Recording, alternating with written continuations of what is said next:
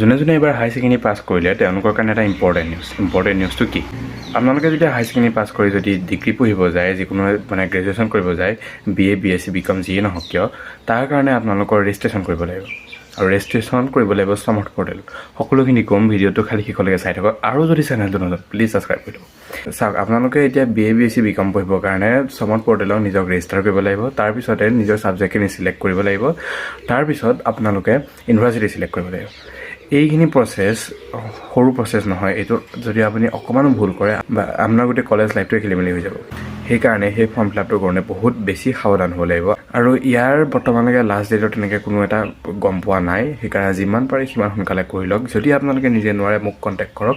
এইটো মোৰ phone number ইয়াত মোক কণ্টেক্ট কৰিলে আপোনালোকে ধুনীয়াকৈ মোৰ ডকুমেণ্টছখিনি হোৱাটছআপত দি দিলেই হ'ল মই আপোনাক ফৰ্ম ফিল আপটো কৰি দিম যদি চেনেলটো ভাল লাগে প্লিজ চেনেলটো ছাবস্ক্ৰাইব কৰিব যদি এনেকুৱা টাইপৰ কণ্টেণ্টখিনি ভাল লাগে প্লিজ ছাবস্ক্ৰাইব কৰিব কাৰণ মই এনেকুৱা টাইপৰে